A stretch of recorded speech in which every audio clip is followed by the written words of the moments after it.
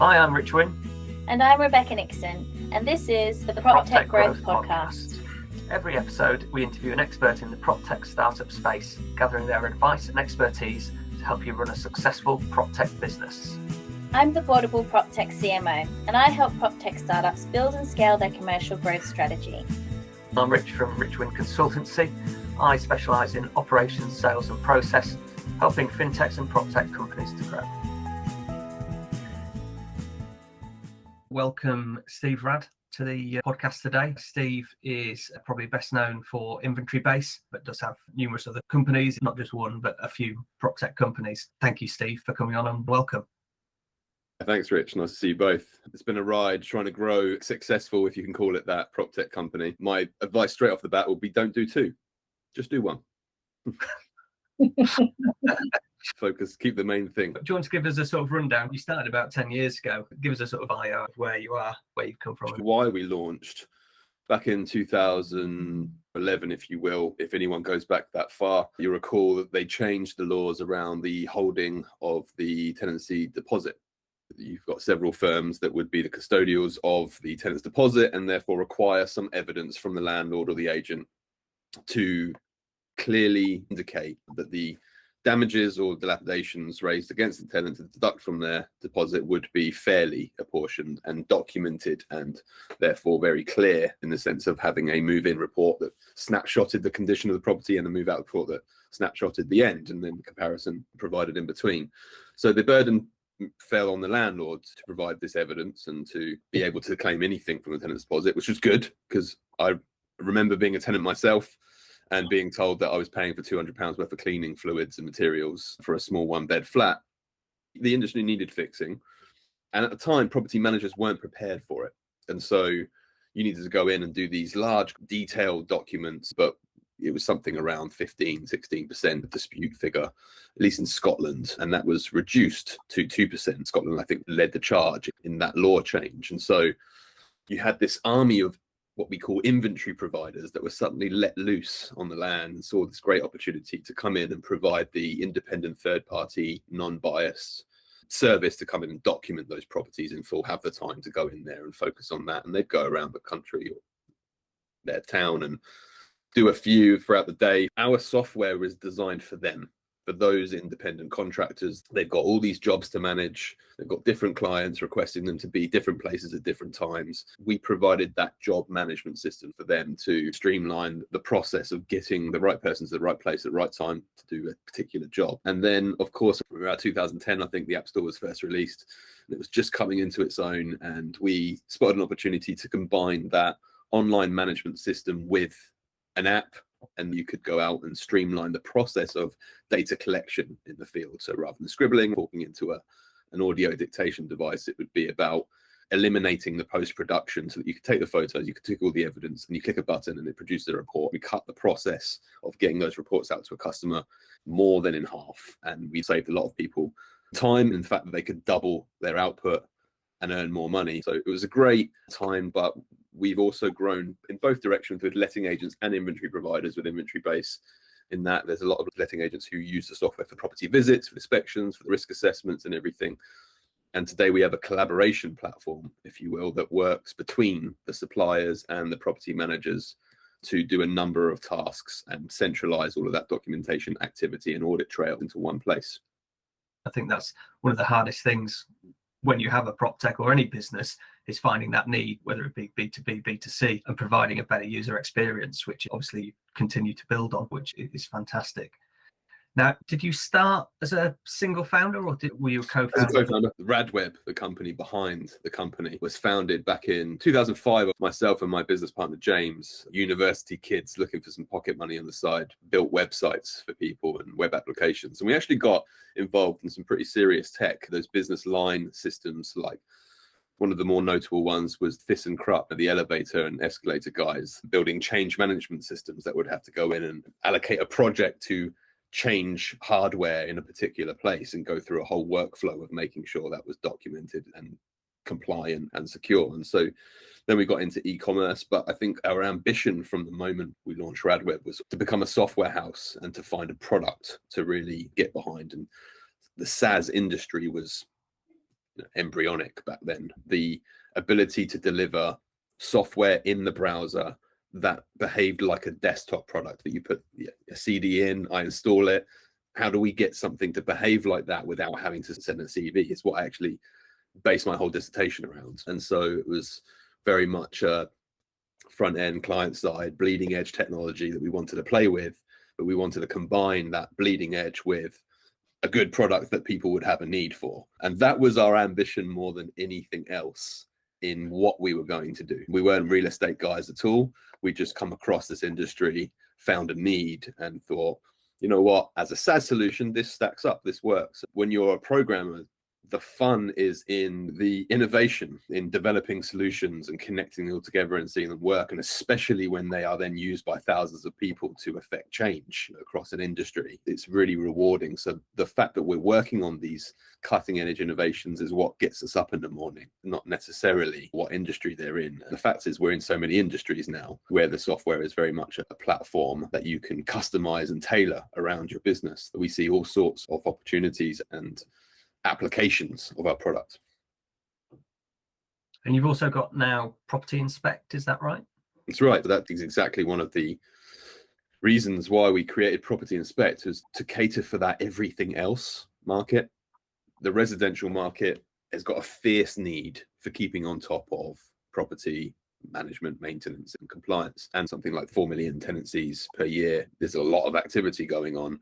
But there's so much else out there as well, whether you're a surveyor doing home inspections, home buyer reports, or commercial building surveys, whether you're looking at buildings to do planned maintenance forecasts, what the costs will be over the next 10 years, whether you're doing asset registers and wanting to report on the condition of all the assets in a building, multifamily, build to rent, housing, social housing especially. The tools we've been building really are to provide that digital, that platform approach to streamline operations.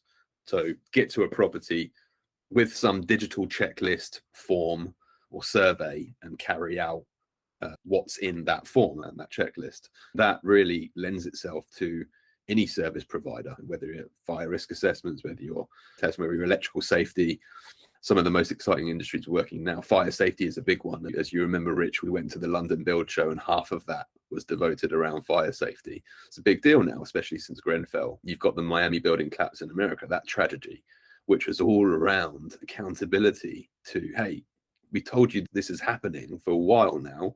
You just stuck it in a drawer and no one's followed it up. Well, that's the problem we're solving, right? This is human life at the end of the day. We need to look after it. We need to make sure properties are fit for human habitation, and we need to make sure commercial buildings, public spaces are fit for traffic and keep on top of the health and maintenance and well-being of those properties. We love the fact that anyone can come to our platform and create something new out of it. Even today, we're still seeing new applications of our software, both in the real estate industry and outside of it. And you're in a few different countries now as well. What was the thought behind that? Was that always the plan to go global?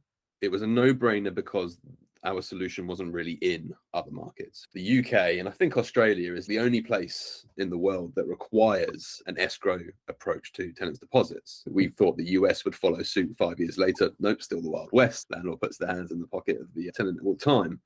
In the UK, I think they've really led the charge when it comes to the private rented sector. Way behind in property sales, as we know. That leads into the other product that we do around sales and conveyancing reports. But with lettings, I think we're probably one of the most advanced nations in the world for managing tenancies and keeping on top and tenants' rights. Going out to the other places represented gaps in the market that we wanted to explore. And so someone approached us, and if you're looking to expand to another country, find a partner who knows that territory. And that's exactly what we did when it came to the US. We found a couple of guys, they had experience in our market, loved our product.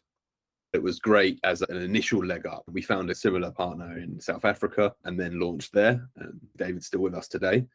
And we just registered in Poland to provide that EU company post-Brexit. Over the years, we found passionate people who believe in the product as much as we do, as much as the founders. And those are the people you want to partner with. Those are people who are excited to work with and can see the opportunity in the market. It's very difficult to try and scale both vertically and geographically at the same time. I would never recommend it, even to my worst enemy. If you're going to do it, it's all about the people that can take you there. You can't do it alone. Even from a vertical perspective, in hindsight, I would have taken the same approach to expanding in different verticals to find people who know that industry, know that vertical, know that sector, and can provide that steer and that guidance into that sector. At what point were you at with the business when you felt you were ready to expand into new territories? I'm asking this question because I've worked with a number of different startups who have prematurely gone into new markets before they'd really established themselves enough in the existing market before going out and potentially burning a lot of runway. And I've also worked at startups who've attempted to cross into other verticals, same issue. And I've worked at startups where they left it too late and missed an opportunity that could have been amazing. So I'd really love to hear from you about what it takes to get that, because I think it's a really crucial position for a business to be in. Absolutely. Pretty confident that I made probably every mistake ever made by a business, found that you would expect over the years. And when it comes to expanding into other territories, is easier than expanding into other verticals sometimes, because it needs very much universal. Regulation differs obviously from one place to the next, and that creates a sense of urgency. In the UK, obviously, that creates a need that's stronger than in another nation. But audit trails and compliance and proving that I am a good property manager is becoming increasingly important across the world. I think it's about really the management processes. If you focus first on the management processes, the rest can take care of itself, such as if we're going to go out to a new market, what if we get a customer? What if that customer needs support? Who are they going to call? How is support going to work? Luckily, for places like the States, they're very much used to a closed, quiet operation. Like, they don't call Google, they don't call Facebook, they don't call these companies. And so we got lucky when expanding out to America. We could pretty much run it through chat, through email support and things like that. But the customer base expected that, and that's become the norm. Whereas in the UK, it was phones are open 9 to 5:30 and we'll take your call because we want to provide that support around the clock. And actually, it represents different customer bases. It's quite a unique customer base in the UK. These people are great at what they do, and they need support from their suppliers to be effective, especially the inventory providers. They're working to the good early hours of the morning sometimes. I can only imagine their life. Sometimes it's, I'll get the kids to bed, I'll come back at 10 o'clock and I'll finish off some of my reports and I need to ask a question. And we've been there, especially being in multiple time zones. We provide that round the clock support. That, first and foremost, is what grew our business, always being there for our customer, especially when you're trying to evolve a product at the same time. For anyone starting out today, I'd say don't build a platform, not unless you're in this for 10 years. Build a scalable product that does one thing really well. And therefore you can document it, you can provide training videos around it, provide all the necessary information to make the customer be as successful as possible with it. Because if you build something bigger than that, you're always going to obviously be supporting it. So you need to have those support processes in place to make sure if something doesn't go exactly right or there's a bug, you're there and you provide that care, that support, and then fix it. And that's built our credibility of our customers. In under 5 minutes, we fix things that have gone wrong for them, or at least just provide guidance and support whatever time it is they need us. Depending on your product, if you can scale support and you can automate onboarding and you can automate training, then great, you can expand quite quickly, quite fiercely. If you can't do those things, if it's more of I need to talk to each and every customer I get, you need to be very careful about what you take on there. There seems to be a real pattern across the board as we talk to a lot of different people in the space. There are people with great ideas and there are people doing impressive things with AI and blockchain, and all of those things are really cool and really interesting, and there's a place for them. But the real movers and shakers who are successful in the space are the ones who take a bit of a painful process, a bit of a painful checkbox exercise, or something that's just a bit menial and old-fashioned and backwards, just modernize it, just make it automated and simple. Build an app, build an online platform that does it really easily, automate your onboarding and put as much documentation as you can online so that people can self-serve. And then scaling just doesn't become a problem. And not only that, you become part of an ecosystem very quickly and simply because you get slotted in place of an existing process that people don't like doing. If you try and be too much and you try and replace too many parts of the puzzle, all of a sudden you become a bit cumbersome to onboard internally and potentially a bit expensive or a bit complicated. And then suddenly your scaling is slowed down and it is really hard to build a business. You hit the nail on the head. You're either the all-in-one solution, you try and be everything, or you're a piece of that puzzle, like you said. And when you look at the CRMs, they're trying to be everything, right? And it's been to our advantage, really, because they've got so much to build and so much to support and so much to focus on. It's a never-ending growing beast that you need to continuously feed. And that provides an opportunity, the opportunity being that we can do this part way better than you can. We're going to focus just on this piece and we're going to make it fantastic. And the customer will love it. Really, the ultimate scaling success factor is integration. Does it work with the data? Does it put the data into that place that I need it to go? Does it replace the process, but also integrate with it as well? And we've been in this thing 10 years, 7 or 8. It's been very difficult to get into the CRM. Some have come to us because their customers have said, I want this, I love this, and I want this, do it.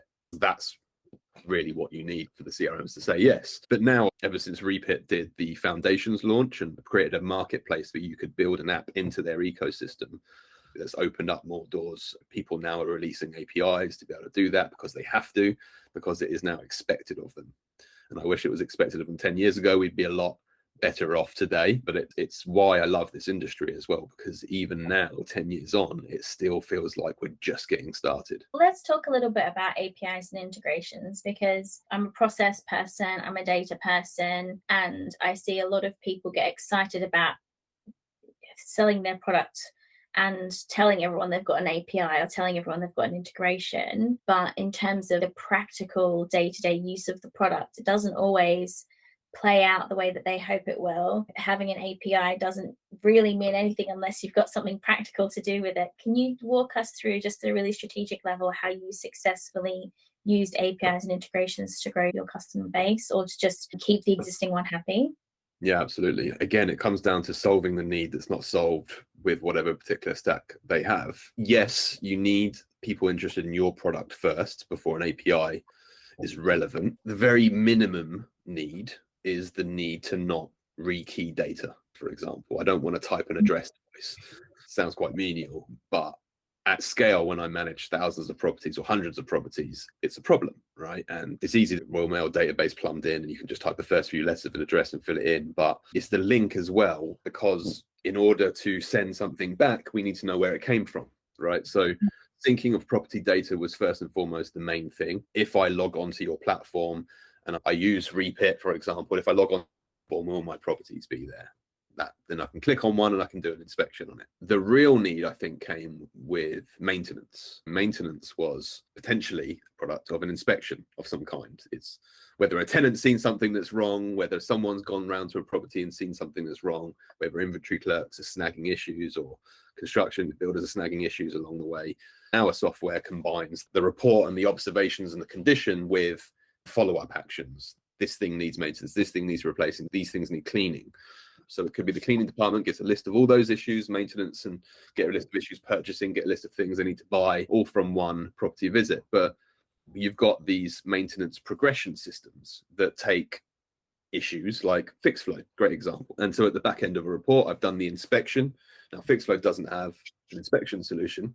Someone uses our inspection solution, pushes the issues, marks the report complete, and the issues go across to FixFlow, whether they can then have a workflow and a progression all the way through that process. And then obviously the two systems are linked back. So it tells us when that issue has been marked off and done, and it goes into the audit trail. It's a perfect example of an integration that works for two independent side PropTechs that both solve two different needs very well and plug in to those wider CRMs that just focus on the core very well. On COVID, how did you get through it? Did it help? Did it hinder? It hindered some progress with our customer base, but I think overall it helped the software industry as a whole. I remember a time where people would say, unless we're in an office shouting each other across the room, work's not getting done. And in order for work to get done outside of that environment, you need the tools, the platform, the CRM, the audit trail system that you know where people are going to be. And that activity proves that they did do that job and have delivered that. And so we saw the largest agents quickly adopt every tech stack they could find and plug it all together. And a really great example, and they don't mind me using their name, it's Alexandra and Co Group, who took Repit, Fixflow, InventoryBase, Depository, and have connected it in a way I've never seen before, which is amazing actually, which is where appointments can go into Repit and they can tick in Repit which supplier, inventory clerk, that they want to do that report. Let's say if it's an inventory.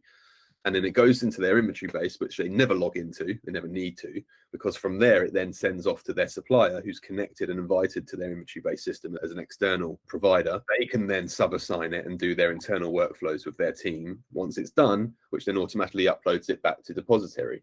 And if there are any issues that have been flagged as a result of rules, condition logic, triggers, etc., or as a result of the inspector raising those issues manually in the field, those issues would find their way to Fixflow. And if it happens to be a checkout, those tenant related issues and costs would find their way to Depository.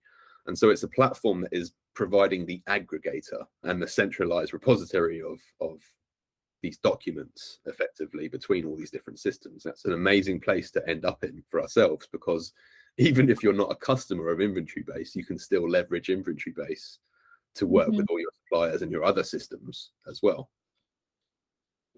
I would love to know your view on VC versus organic growth. When do you get VCs involved? When do you just grow organically? And what are the costs and benefits based on your experience? I'm not the best person to ask, but I'm good to ask now in hindsight. So again, it's talking about mistakes. As I mentioned, James and I, we were geeks building different cool things for different people. We happened to be in the lucky position of having some good clients who paid us a lot of money to help them with their tech while we were building InventoryBase. We were funded really by the work we were doing over here, and we were investing that money over here to build out our product. And so we were completely bootstrapped. And it was only 2 years ago where we joined with Reach, who are technically a VC. Then it was more of an accelerator, but as Reach were in 4 corners of the globe, it was a great partner for us to join their program and go out there in the US, they're in Canada, they're in Australia, Europe, and it was in line with where we wanted to grow as well. It wasn't a money play, it was really a strategic alignment, because we were really by then in profit, still bootstrapped. James and I still own the whole company, and I would never do it that way again. That's the interesting thing, because you talk about runway. If you happen to get yourself into the lucky position we were in, where you have got some money coming in that you can trust at least for a while, that will see you through until you are in revenue, then use it. Some of the wiser investors out there would always say invest with other people's money. I've heard that a lot. On your own, you've got to make a decision. Do I want this to work quickly and find out if it will work quickly, or do I want this to be the next 10 years of my life and really go at it and really grind with, you'll need pig-headed discipline to get there. In hindsight, if I started again today, whether it was a platform approach or whether it was a very focused application that could scale really well, I would take VC money, because it gets you there faster. Because trying to go organically and allow the marketing pot to grow year on year in line with revenue, it's just going to take a lot of time. And time, I think, is one of the biggest factors to success. We were lucky with time because we were super ahead of the pack when it came to technology. We were building stuff that was very magnetic at the time, in terms of just using the software was cool. The fact that it adapted in the web browser and scaled down to your phone, all that was unseen back then. You look at Repit today, it still looks like it did back then 10 years ago. If you look at Monday.com, you remember Monday.com? It was plastered everywhere. It was just a to-do list that was the pulse that they reskinned, changed the user interface and user experience, and got some funding and pushed it out. And that thing went fast. It took market share quickly. I'm talking like 40-50%. I could be wrong on those numbers, but it was really quick. And then what happened a few years later? Dotloop came and stole loads of their customers, because they came out with an almost identical app with a slightly better user experience. Five Guys can launch a successful burger chain down the road, and Shake Shack comes out. These things have been successful over there, but they just dropped over here and they're suddenly really successful. It's because they just done something really right. When it comes to software, it's all about the user experience. You can get a really good product that people need, and the experience of using that product is fantastic. They'll switch now, because I can get my data out. I've got integrations that I can swap. I can interchange this integration with that integration, and I'm back online and I'm back on track. Without that, you haven't got a chance in hell of getting someone to move across. With regards to recruitment, obviously it's hard to get the right people, and you said you managed to get some really good people along the way. When did you feel you needed people? And obviously your developers were all onshore as well.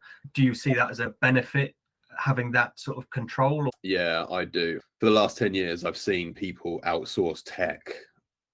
They get a pretty good idea of what they want, but they don't know the nitty gritty. They don't know what they don't know when it comes to building tech. I come from a background where I was a programmer from the age of 12 years old. I did programming for many years. I built websites, I built software, I built things that were utilized nationwide by lots of people myself.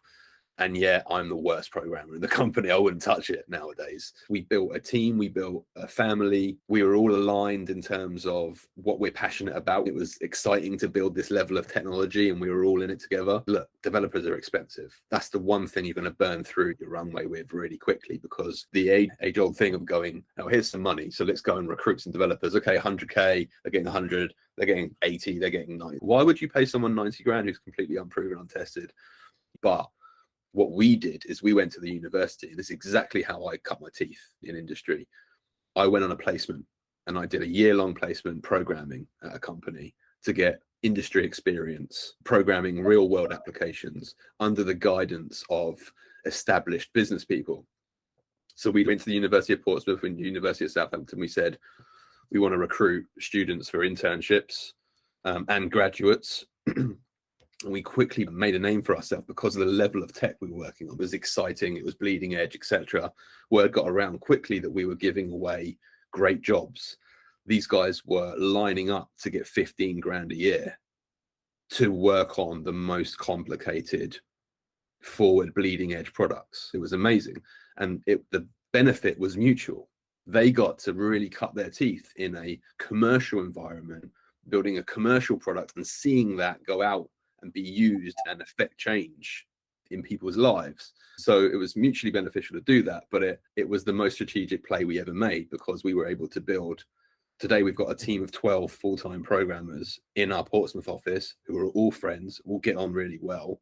And most of them have come from the university on an internship, who have then returned full-time as a graduate, because they love what they do. Doesn't matter what industry it's in, really, because that's not what they're in. They're in software development, software engineering, and at the very cutting edge of everything. One person said, oh, have you heard of R&D credits? And today I get phone calls all the time, people that deal with R&D credits, but back then it was new. They said, if you're spending money on programming staff, you can get like 65%, 90% of what you're paying them back in terms of a tax credit. So if you're in profit at the end of the year and you owe the government X thousands of pounds, they'll wipe that off if you've employed and paid over that figure in innovation of some kind, tech, engineering, whatever it is. But research and development credits, the government has various programs and incentives to allow you to reinvest your money in the growth of the company and new salaries and new roles, rather than just paying tax all the time. Your strategy seems to have worked. Obviously you made mistakes, as you said, but from the learning, that seems to work. So if you're starting a company today, who do you need around you that has some form of strategy for you, whether they want to help you use their network, or if it's just someone who can set up those management processes for you because you're very good at tech, but you don't understand how to run a business? And what would you say is the way to go, or where you get your strategy from? Do you read lots of books? I consumed everything I could get my hands on back in the day. I was a big reader. I only have time for Audible now in my net time, and no extra time, like when you're driving or when you're on the train. So I'll gobble up everything and I'll read everything if I've got the time for it. But in terms of aligning with people around you, if I was coming into PropTech today, I would root out the Reaches of the world, the PI Labs of the world, the Guild of Property, those organizations that have both experienced people at the helm and a route to potential customers as well, or mentors. I think mentorship has been the one thing that no one should ever say they're too big for, they're too smart for, they're too developed or too far along the journey for. Even mentors have mentors, right? Tony Robbins, the biggest mentor in the world, will admit to having several mentors himself. So mentors have been, I think, number one, the best thing for us. And then more so recently, and I think COVID accelerated this as well, is then meeting people more in the industry. Mentors take many shapes and forms, and so aligning yourself with as many people who know your audience, have been in your shoes at some point, or at least know your tech or that side of things. Grab as much as you can, read every book you can. That's the advice. It's so interesting speaking to all these different people and their different takes on it. I think yours is completely different to anybody else's because you've been in this industry for 10 years before PropTech was probably even a thing. Because you've been there and done it and made the mistakes, this podcast could provide a bit of mentorship for someone to listen to. Part of the reason behind us wanting to create this podcast was obviously speaking to people like you to help people along the way. We spent a lot of time in the beginning just on the product. I was obviously from a programming background, and that's one of the mistakes we made, being almost too focused for too long on the product. And still today, there's still a large sprint that the guys are doing. You've got to be agile. You've got to go to market iteratively. You've got to say, here's our version 1, here's MVP, here's what we feel at least solves the problem, reduces admin, whatever it will, then iterate based on success factors, right? Going from there, based on someone's willing to pay for it. If we add this thing, let's add that thing. So take an agile approach to some of these things. As kids trying to be in the SaaS industry, we didn't think too much about the exit. And here we are 10 years later, lots of people banging on our door and wanting a piece now. So start at the end and think, what is the goal? Do I want to exit in 3 years for £1 million? Just put a number out there. Just give yourself something to work towards. My number has gone up and gone up over 10 years. It's changed. So don't worry about if it's the right answer. Just put something there. Just put something down on paper that you can work towards as your North Star and say, okay, if I need to exit in 3 years, I haven't got 3 years of product runway to do. I haven't got 3 years to mess around trying to build profit, to reinvest into marketing. Go and get some money for someone who I can sell my vision to and run and give them a piece, because speed to market is one massive, major, important factor to success. If someone can give you a few 100K or whatever it may be to just go in high and get started immediately, if you can skip around and prove the product first, you're in a better position, because if you take money pre-revenue, you have to give a lot of it away. Just like cashing in a bit of profit on your stocks, you can de-risk over time, give a little bit away over time, but start figuring out what it is you want from this and then work backwards would be the best advice. And yeah, don't ever take the long play to it, because we're not in that world anymore that we were 10 years ago. Things will happen too quickly now. Thank you for your time today, Steve. I've certainly learned, which is great, and I have to get out some of my management books tonight. Get reading. Can I have a read? Because I've never read anything like that before. So Yeah. How others, more experienced people, talk about it. Yeah, definitely. I'll send you some. Great. Thank you both. Thanks for joining us on the PropTech Growth Podcast. To learn more, you can find us on LinkedIn or email proptechpodcast@icloud.com. See you next time.